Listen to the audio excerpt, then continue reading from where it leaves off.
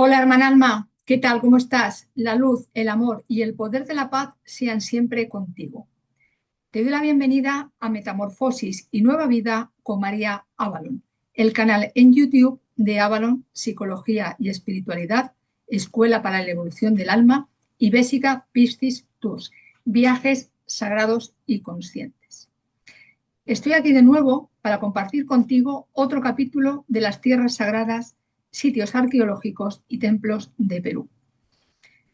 Una línea de vídeos iniciada con el número 176 de este canal, en el que hablo de Cusco y Valle Sur. Este de hoy, cuarto de la serie, está dedicado a Puno y la ruta Aymara, que como todas las tierras de Perú, cuenta con espacios y energías muy potentes.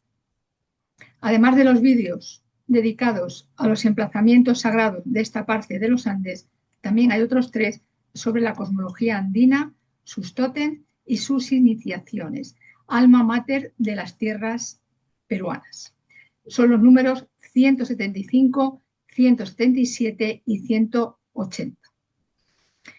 Los lugares de metamorfosis y nueva vida de los que hablo hoy están en el sureste de Perú, a varias horas en coche desde Cusco, viajando por una carretera circundada y abrazada por las altas montañas de la cordillera de los Andes y de la cordillera Carabaya.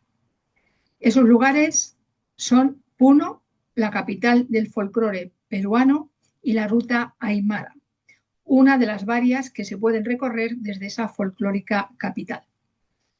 Como sucede con todos los demás, cada lugar guarda un trozo del tapiz quero e inca, desde luego también de otros pueblos que los habitaron con anterioridad y con posterioridad, cada cual con su propia energía de iniciación, alquimia, metamorfosis, chamanismo sagrado, potencial de nueva vida, contribuyendo todos a la totalidad, dentro de ese gran país que tiene forma de puma y cuya sabiduría está abierta y disponible para todos los pueblos del planeta, como sucede con todas las sabidurías que están en otros parajes y paisajes de esta sagrada y angélica tierra. Sí, porque eso es lo que es este planeta, sagrado y angélico. Quienes siguen diciendo lo contrario, lo que están haciendo es proyectando su propia idea negativa de lo que es este planeta. Y antes de nada, voy a contar una de las historias, leyenda, mito, ya sabes, todo se entremezcla, sobre el origen de la nación inca, esa que forjó un gran imperio en América del Sur, uniendo territorios de varios países y levantando imponentes construcciones en ellos. Hay distintas versiones de esta historia, de este mito, de esta leyenda. Algunas de ellas proceden de la tradición oral, la mayoría proceden de la tradición oral, ya que los incas y sus ancestros, sus antecedentes, no contaban con lenguaje escrito, al menos no como el lenguaje escrito que usamos ahora, con palabras, etc.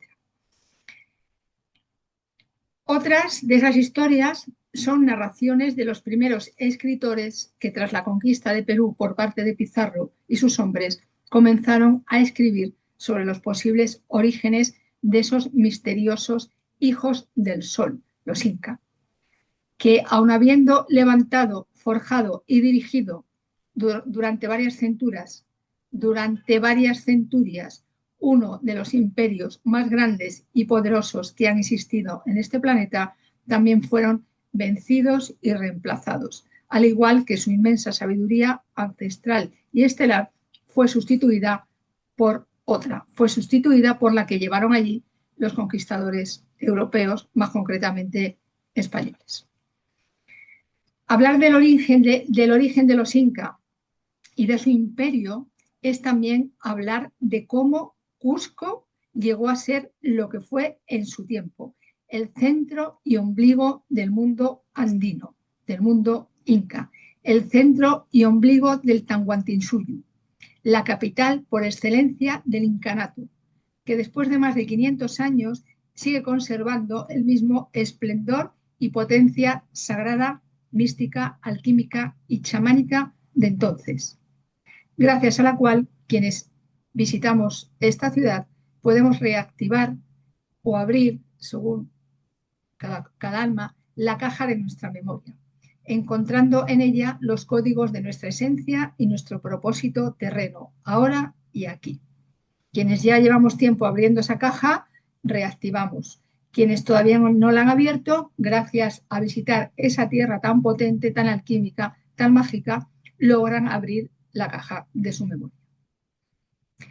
Y de lo que voy a hablar ahora es de la historia mítica de Manco Cápac y Mama Ocllo, a quienes se considera iniciadores y fundadores del imperio inca. En virtud de esta leyenda o historia, Manco Cápac fue el primer sapa inca, quien casándose con su hermana Mama Ocllo dio inicio al incanato, después de caminar muchos kilómetros desde Puno hacia el norte, hasta que se encontraron con lo que fue llamado y hoy sigue siendo llamado Cusco, el ombligo del mundo. De las varias versiones de esta historia que existen, una de las más admitidas es la que narra que después de un gran cataclismo, como no, eso del cataclismo está recogido en prácticamente todas las tradiciones del planeta, pues después de un gran cataclismo, Viracocha, el dios creador de los Inca, de los Quero, de sus ancestros, bajó a la tierra manifestándose en la forma de un hombre y de una mujer. Una pareja divina y mística con los nombres de Manco Cápac y Mama Ocllo. La creencia más admitida es que emergieron de las aguas del lago Titicaca, en cuyas orillas está Puno, y que su propósito principal era encontrar el nuevo centro del mundo, puesto que el existente hasta entonces había sido devastado por el cataclismo que destruyó tal vez toda forma de vida. Aunque bueno, ya sabemos que la vida nunca se destruye por completo. La vida cambia, la vida se transforma, la vida muere a veces para renacer en una octava superior. Esta historia sigue narrando que la divina pareja, no solo esposos, sino también hermanos, algo que también se repite en todas las mitologías, en todas las historias, y que más que hermanos en sí, hace referencia a almas hermanas. Bueno, pues estos dos esposos hermanos viajaron a lo largo y ancho de todas las tierras que van desde Puno, en el sur de Perú, hasta el norte, caminando con un bastón, cetro, cayado, báculo de luz y gran poder. Cuando Manco Cápac y Mama Ocllo llegaron a las tierras de Cusco, pudieron sentir su sagrada energía, no me extraña lo más mínimo, y su inmenso poder, tampoco me extraña. Juntos tomaron el cetro, el báculo, el bastón y perforaron el suelo con él y declararon que ese punto de poder sería el nuevo corazón o centro de su civilización. Y así fue como, según esta historia, nació Cusco, la capital del imperio inca, el ombligo y centro del mundo en su tiempo. Como menciono en el vídeo 179 de este canal, algunas fuentes consideran que el origen del imperio inca está en la ciudad que hoy conocemos como Ollantaytambo. Ese vídeo está dedicado al Valle Sagrado Inca, del que Ollantaytambo forma parte esencial. Porque allí, en esa ciudad, el cayado, bastón, báculo, cetro que llevaban Manco Cápac y Mama Ocllo se hizo de oro cuando lo clavaron en la tierra, que posteriormente fue bautizada con ese nombre, con el nombre de Ollantaytambo. Una ciudad que también es conocida como Pacaritampu, que en quechua significa casa del amanecer, que podría tener un doble significado, porque amanecer, ya sabemos, es un momento específico del día y también la palabra amanecer, como la palabra origen, puede usarse como punto de partida de algo, en este caso del pueblo inca, aunque más que el pueblo en sí sería el origen, el amanecer, el punto de partida del imperio que surgió a partir de entonces y se desarrolló desde allí.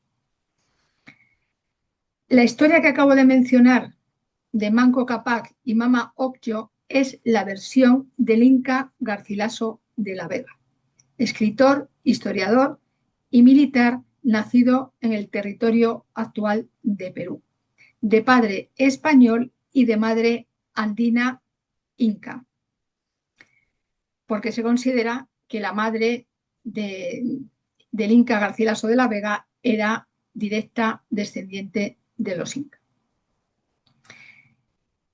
Si esto es así, es posible que su relato estuviera pensado para mentes europeas y por ello tuviera muy poco o nada que ver con la mentalidad de los Andes, que era completamente distinta.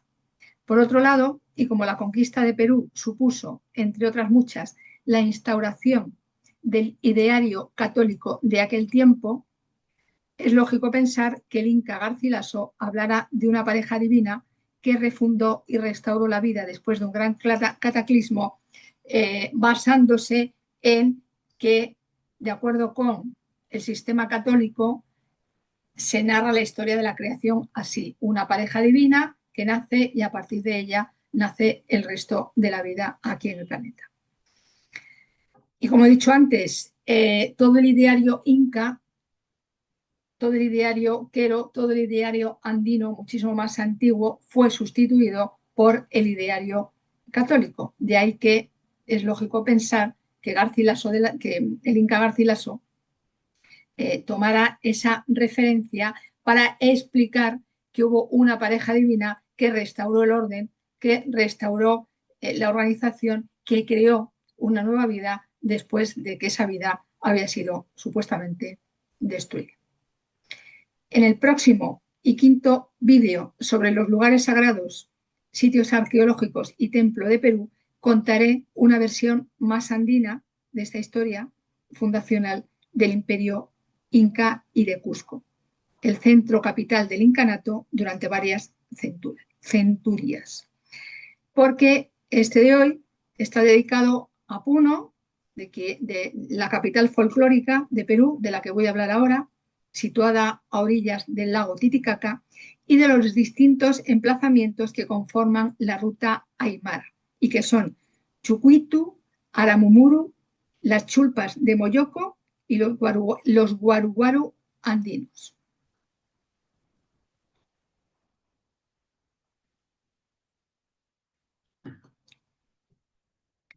Y voy con Puno, génesis del Imperio Inca y capital oficial del folclore peruano. De acuerdo con la leyenda o mito que acabo de relatar, Puno es considerada el lugar de origen del pueblo inca. Está en el sureste de Perú y a orillas del lago Titicaca, el lago navegable más alto del planeta. Desde allí, Manco Cápac y Mama Ocllo viajaron durante mucho tiempo y muchos kilómetros en dirección al norte, hasta encontrarse con lo que hoy es Cusco, poblado en aquel tiempo, aproximadamente el siglo XIV de nuestra era, por diversas macroetnias que estaban gobernadas por curacas.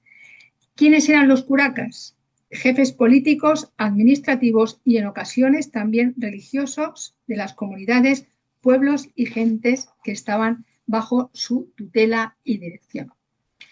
Y si bien la mayoría de los curacas eran varones, hubo también mujeres que ejercieron ese papel en sus comunidades de origen. De manera que el liderazgo femenino no es algo de nuestro tiempo, es algo que ya ha existido desde hace mucho tiempo.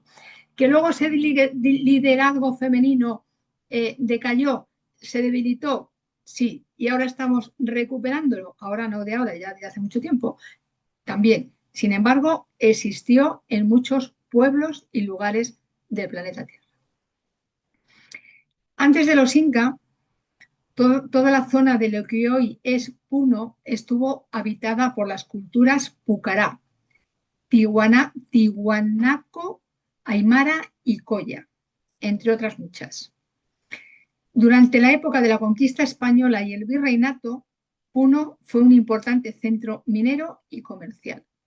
Actualmente es conocida y reconocida por su riqueza cultural, especialmente por conservar las tradiciones folclóricas andinas, entre las que está la fiesta de la Virgen de la Candelaria, que se celebra la primera semana del mes de febrero. En la Chacana, la geometría sagrada andina e inca, esta es la fecha de bendición de los cultivos y la festividad intermedia entre el solsticio de verano y el equinoccio de otoño. En España también se celebra la Virgen de la Candelaria el 2 de febrero y especialmente en las Islas Canarias, que aunque las Islas Canarias están enfrente de África, pertenecen a territorio español. En Avalon, esa es la festividad de Imbolc, en la que se honra, celebra y agradece a Brigid, una de las diosas celtas y avalonianas más importantes. De hecho, a Brigid, ya lo he dicho muchas veces, se la considera madre de las Islas Británicas, las islas de Brigid y Ana. En el hemisferio norte, el día de la Candelaria y el día de Imbolc está entre el solsticio de invierno y el equinoccio de primavera.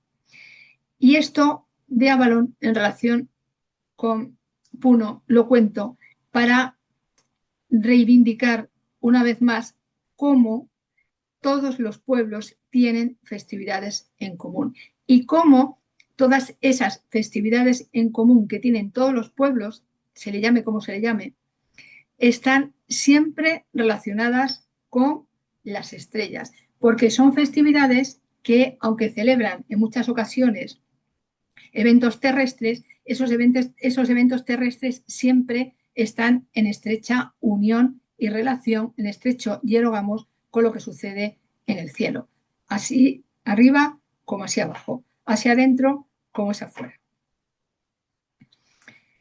¿Qué hay para ver en Puno?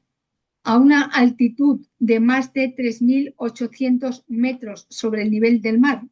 Bueno, pues además de ser considerada la génesis inca, es también la capital del folclore peruano, lo he dicho ya antes, y por ello donde se celebran muchos desfiles típicos, además de su fiesta principal dedicada a la Virgen de la Candelaria.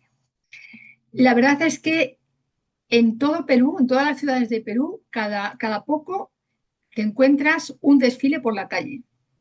La gente va cantando, bailando, llevan sus trajes típicos. Esto me lo encontré en Lima, esto me lo encontré en Cusco, desde luego me lo encontré en Puno y ya digo, es algo muy común. Sobre todo los domingos, especialmente se hace los domingos, sin embargo, también me lo he encontrado en días de semana. Y Puno conserva todavía mucho más que el resto de Perú esas tradiciones folclóricas. Aunque seguramente la mayor fama de Puno es porque está ubicada a orillas del lago Titicaca, que cuenta con, hay quienes dicen más de 80 islas flotantes, hay quienes dicen más de 120. Bueno, yo no las he contado. Esas islas flotantes son conocidas como las Islas de los Suros. Por consiguiente, es la ciudad a la que es necesario viajar para conocer ese lago y navegar por sus profundas y tranquilas aguas.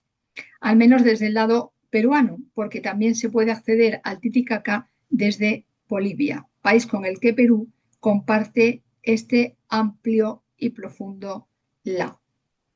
Así que, desde luego, el lago Titicaca, con sus islas flotantes, entre otras, es una experiencia imprescindible en Puno. Hablaré con más detalle del lago en el próximo vídeo.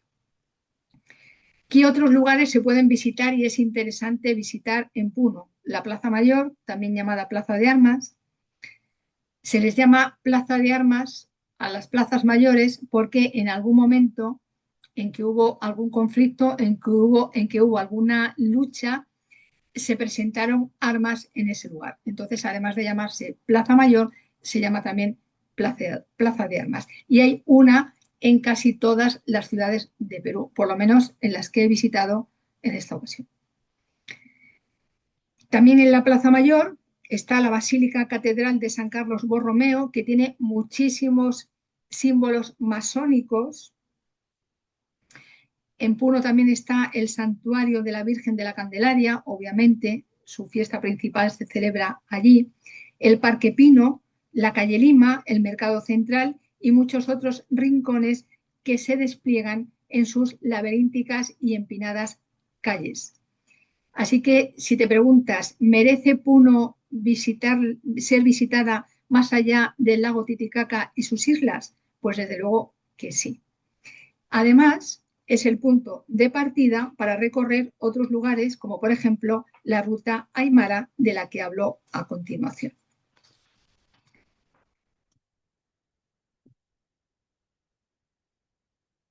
Cuando estuve en Lima, mi viaje a Perú, mi primer viaje a Perú en esta encarnación comenzó en Lima.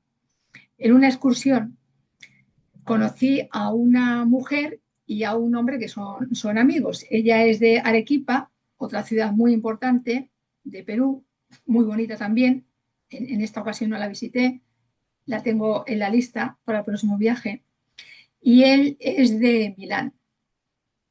Entonces, en esa excursión en Lima, comenzamos a hablar y me dice ella, oye, ¿por qué no nos damos los números de teléfono? Ah, pues vale, venga, vamos a darnos los números de teléfono. ¿Dónde más vas a ir? Tal? Bueno, les conté. Y ellos iban a estar en Puno en la misma fecha que yo. Así que quedamos en vernos allí y nos vimos. Nos vimos la tarde que ellos llegaron, yo había llegado antes y luego hicimos una excursión al día siguiente y la hicimos también los tres juntos. Entonces, el día que nos encontramos por la tarde, no, el día de la excursión, sí, la excursión era a partir de mediodía y por la mañana habíamos quedado para recorrer Puno. Cuando entramos en la catedral, pues lo primero que dije fue, uy, esto está lleno de símbolos masónicos. A ella le sorprendió y a él no. Y él dijo, sí, sí, es verdad, es que en muchos templos católicos hay símbolos masónicos. Y yo le dije, claro, porque están construidos de acuerdo con ese conocimiento. No lo dicen que están construidos bajo ese conocimiento, sin embargo, están construidos así. No digo que todos, sin embargo, una buena parte de los templos católicos, sobre todo las catedrales, sobre todo las basílicas, están construidas con un fundamento masónico. Masón significa constructor. Ya lo he dicho otras veces. Nada que ver con emplear esa sabiduría del lado de la no luz. Que obviamente hay quienes las emplean, sí, pues como hay quienes emplean un cuchillo para herir en vez de para cortar una manzana, un pescado o cualquier otra cosa que sea necesario cortar sin herir a alguien. Y esto es también importante tenerlo en cuenta para ir viendo cómo todo está basado en un conocimiento anterior. Y esto también lo vi de una manera exponencial en Polonia, cuando estuve unos meses antes de viajar a Perú. En Polonia todavía los símbolos masónicos en las iglesias, incluso las iglesias, y las iglesias no necesariamente las catedrales y las basílicas, es enorme. Bueno, pues dicho esto, comienzo con la primera parada de la ruta Aymara, que es Chucuito y el Inca Uyu. La ciudad de Chucuito, Chucuito, sí, la ciudad de las cajas reales, se llamaba así antiguamente, allí se encuentra el Inca Uyu, que traducido al castellano significa templo de la fertilidad.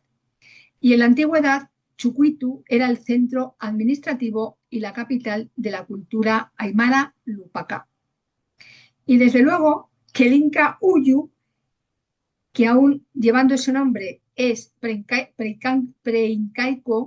tiene que ver con la fertilidad, sin género alguno de duda, ya que en su interior hay más de 80 falos de piedra, unos apuntando hacia el cielo y otros apuntando hacia la tierra. Me río porque es que me río. También hay otras figuras de piedra que representan vulvas y en el centro de esta construcción hay otra escultura en la que están unidos los órganos sexuales masculino y femenino, de manera que es un lugar para conectar con la propia fertilidad femenina y masculina, porque solamente con una no se crea vida, proyectos, viajes, etc. El Inca Uyu seguramente fue un centro ceremonial donde se rendía culto a la Pachamama y también al sol, porque es un recinto rectangular relativamente pequeño cuya forma y ubicación siguen criterios astronómicos. También era utilizado, y a día de hoy lo sigue siendo, para llevar a cabo rituales de fertilidad, ya que allí acudían, y todavía acuden, las parejas que no pueden engendrar descendencia, con el propósito de que a través de un ritual que realizan allí de una manera muy particular, sí puedan hacerlo, porque funciona.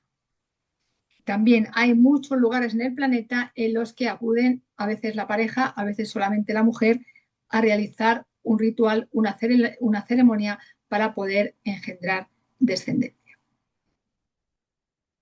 El Inca Uyu data de la época de la civilización Tiahuanaco, que se desarrolló entre los años 500 y 1000 de la era común, la era en la que estamos ahora.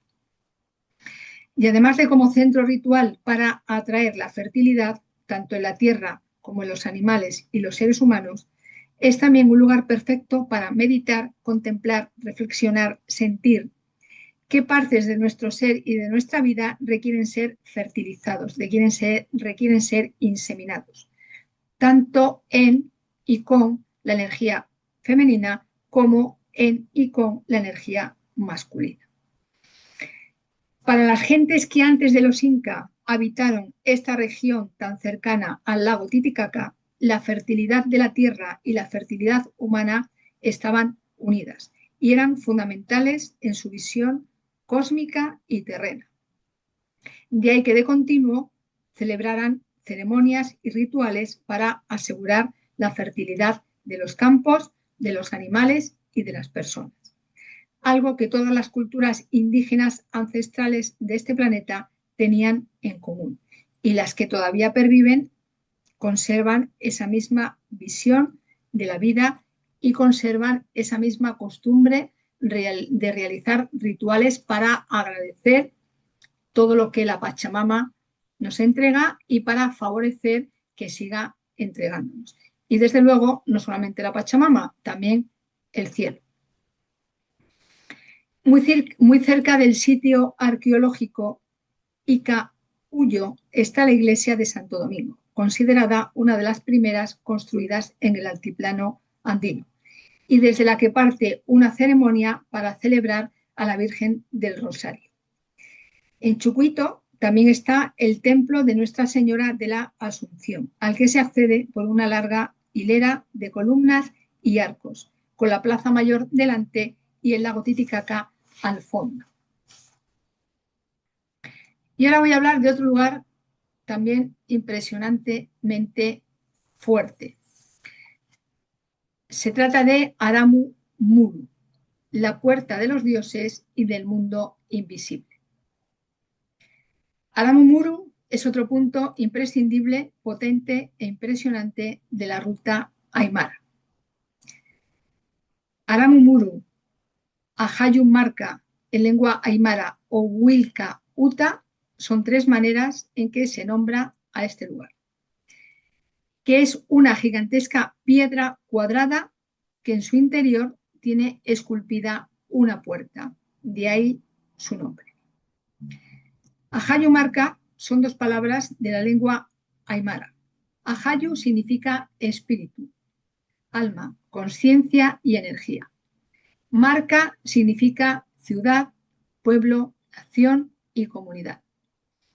Wilka significa sol y Uta, puerta. Así que ambas etimologías expresan la denominación de este lugar como puerta de los dioses y puerta del mundo espiritual, del mundo invisible.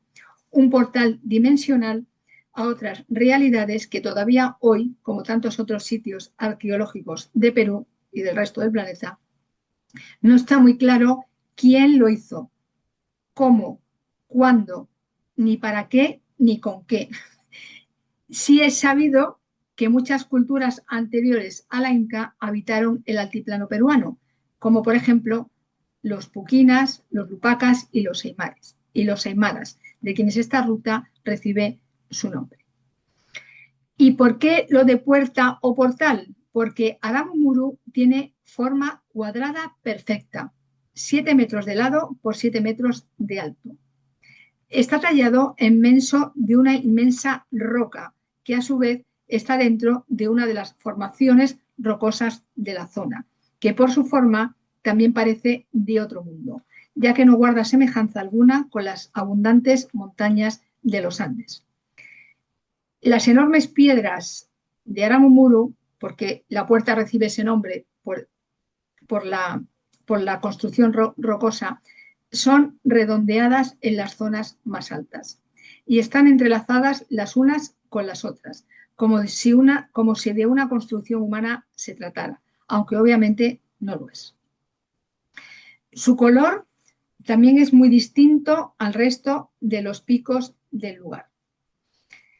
Y desde luego la potente energía de esta montaña se siente ya desde la carretera, antes de acceder a la puerta en sí.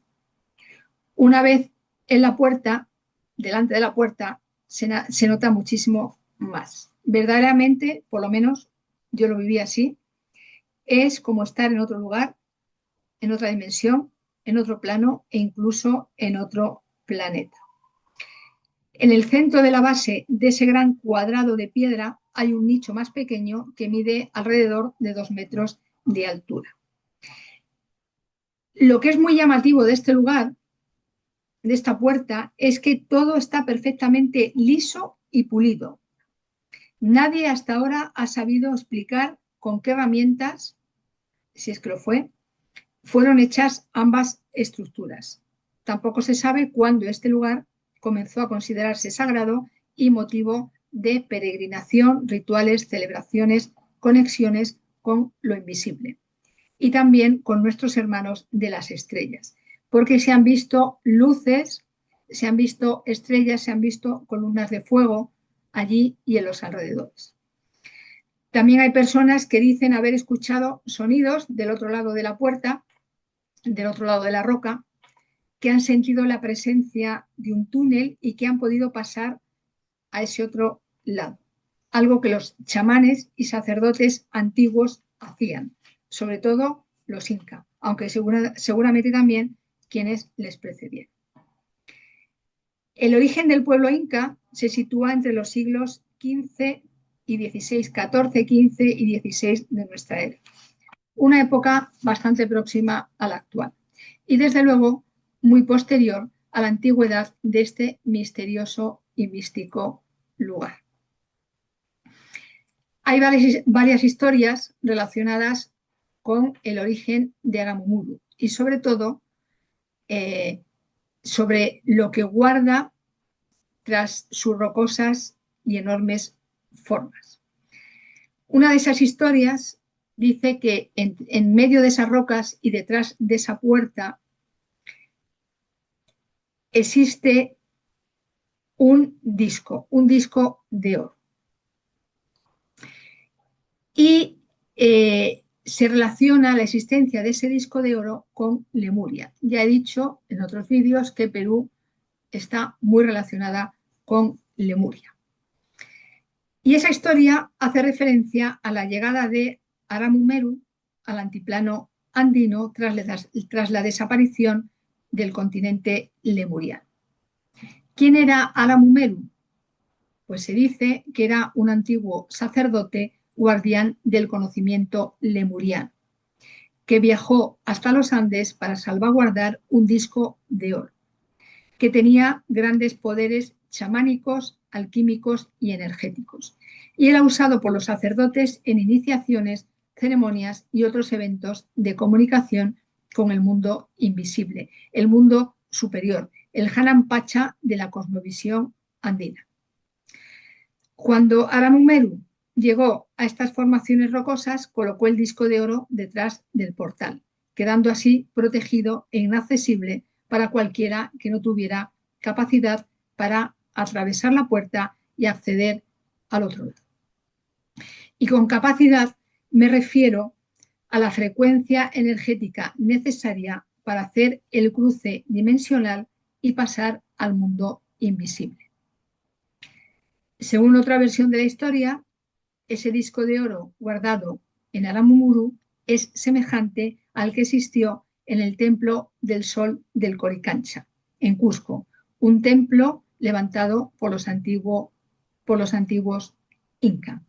Y un templo que a su vez tenía otros templos dentro. Uno de ellos el Templo del Sol, también el Templo de la Luna y también el Templo de las Estrellas y el Templo del Arco Iris. Había 4 templos dentro del gran templo del Coricancha, en Cusco. Un punto desde el que, a través de las líneas Zeke, se conectaba con el resto de los reinos y lugares del Tahuantinsuyo. Y este portal de Aramumuru también podría ser una chincana. En quechua, la palabra chincana se traduce por entrada al inframundo, es decir, a la tierra interna. A través de esa puerta se accede a caminos subterráneos conectados entre sí y que van a dar lugar a otros espacios cercanos, incluso también muy lejanos. Motivo por el que las personas que tal vez atravesaron esa puerta jamás volvieron a ser vistas en este lado. Aramumuru es una puerta al reino de Agartha, a la tierra hueca, a las ciudades intraterrenas, seguramente sí. Bueno, yo quiero decir un rotundo sí, como tantos otros accesos repartidos a lo largo y ancho de este angélico y sagrado planeta Tierra. Y así como Siyustani tiene fama de alterar el campo energético en quienes no lo tengan demasiado cuidado, Aramumuru tiene fama de lo opuesto, es decir, de calmar y restaurar cualquier desvarío energético, especialmente en el ámbito mental, despejando todos los pensamientos perturbadores y generadores de baja vibración. Y esto ocurre de forma especial colocándose de frente en el nicho que está dentro de la puerta, de manera que las chakras centrales queden alineadas con la línea central de esa puerta, en la que hay una oquedad semejante a un ombligo. La posición es colocarse de rodillas, de manera que nuestro ombligo quede más o menos a la altura de esa oquedad y nuestra frente y nuestro tercer ojo quede también a la altura más o menos de esa parte de la puerta. Dicen que apoyando la cabeza, la frente en la roca, la mente se despeja por completo. Como es lógico, para que esto suceda es necesaria una preparación, así como también para pasar al otro lado y establecer comunicación con espíritus guía, hermanos estelares, hermanos de la tierra interna, apus y todo lo demás que está en las otras dimensiones y planos de la existencia. Porque cuando los guías hablan de esto, enseguida hay personas que dicen, ay, me voy a poner ahí, a ver si se despeja tal, a ver si me pasa esto, a ver si me pasa lo otro. Y ya los guías con muy buen criterio, no siempre todos, sin embargo, muchos sí dicen, ojo, esto no es llegar a me arrodillo ahí, pongo el ombligo aquí, pongo la cabeza aquí y ya está. Y yo cuando dicen eso digo, pues sí, efectivamente, todo requiere una preparación, todo requiere estar en unas condiciones energéticas adecuadas para poder recibir esa energía beneficiosa, porque si no, lo que puede pasar es que recibamos la energía que no queremos recibir. Y voy a hablar ahora de los guaru andinos y el cultivo de la tierra, que también forman parte de la ruta aymara. Así como en México y otras zonas de Mesoamérica existen las chinampas, que son balsas cubiertas con tierra para cultivar vegetales, flores y frutas En Perú y los Andes existen los guaru guaru andinos, que tienen la misma función, si bien su forma es completamente diferente, ya que las zonas a cultivar están colocadas en formas de círculos concéntricos de menor a mayor tamaño, partiendo de un núcleo central y formando la silueta del Sol, rayos incluidos. El tema de los círculos concéntricos es muy abundante en las terrazas de cultivo en Perú. Sin embargo, los guaru guaru son distintos porque están a nivel, a ras de la tierra, mientras que las terrazas las van colocando en distintos niveles. Los guaru guaru andinos son un sistema agrícola que desde el aire muestran el diseño de enormes geoglifos en forma de círculo. Si estás dentro, yo he estado en uno, estuve dentro y claro, dentro no se ve la forma. Y entonces el guía nos dijo, un momentito, que ahora, para que vean la forma, voy a sacar mi dron, voy a levantar el dron y claro, ya a través del dron, desde arriba, pudimos ver cómo es la forma, porque si estás dentro, ya digo, no se aprecia. Es como los círculos de las cosechas en Inglaterra. Pues claro, si estás dentro no ves la forma se tiene que ver desde arriba. Y son la huella de una técnica ancestral para el cultivo de la tierra en las mesetas altoandinas de Puno, en la frontera entre Perú y Bolivia. Con ellos, los campesinos conviven con los cambios en el clima de la zona, adaptando sus cultivos a las variaciones de las temperaturas y pudiendo así lograr alimento para ellos mismos y sus animales en épocas en las que es difícil el cultivo y la recolección, si no se usaran estos sistemas. Hay 6 de estos guaru guaru cerca de Puno. El que yo visité no es tan activo porque ese se ha dejado para mostrarlo a los visitantes. Los que sí están en activo no se pueden visitar porque como están con cultivos podría estropearse y podría contaminarse el ambiente. Y se hacen trazando surcos en las zonas inundables para hacer camas rectangulares de tierra. En esas camas rectangulares de tierra se siembran las semillas, habitualmente papas nativas, quinoa y cañigua, considerados los 3 superalimentos.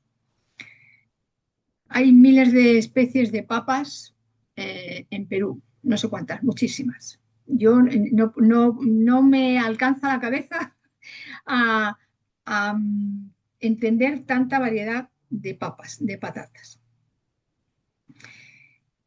Los guaru guaru llegan a tener 1 metro de altura y 100 metros de largo por unos 4 a 10 de ancho. Y lo que sucede es que el agua alrededor crea un microclima que mitiga el efecto desfavorable de las heladas y permite el crecimiento de los cultivos. El agua se evapora de día y esto hace que el calor se mantenga durante la noche. Y estos campos de cultivo son muy útiles porque las pampas del altiplano son poco fértiles y esta forma de cultivar la tierra las transforma en terrenos aptos para la agricultura. Este sistema tiene más de 2.500 años de antigüedad y cayó en desuso durante el Imperio Inca en el siglo XV. Sin embargo, a partir de 1990 se ha retomado su uso y se han reavivado la utilización de estos campos como sitios de cultivo. Porque estamos recuperando muchas cosas que funcionaban en la antigüedad, que se dejaron de usar con nuevas tecnologías, con nuevas herramientas, y que se está viendo que en ocasiones es muy necesario recuperarlas, volver a usarlas, sobre todo en estos terrenos que son de difícil cultivo y de difícil plantación de otros sistemas. Desde luego, todos los lugares de los que he hablado, yo me quedé altamente impresionada me alegró haberlos visitado, siempre me alegra salirme de lo establecido, ya lo he contado muchas veces, porque siempre encuentras algo que si vas a lo que todo el mundo conoce, pues no tienes ocasión de visitar. Y hasta aquí hoy esta cuarta entrega sobre los lugares sagrados, sitios arqueológicos y templos de Perú, el país de América del Sur con forma de puma, el guardián del Caipacha, el mundo de la superficie y el medio en la cosmología andina e inca, puente entre el Caipacha, el inframundo, y el Hanampacha o supramundo.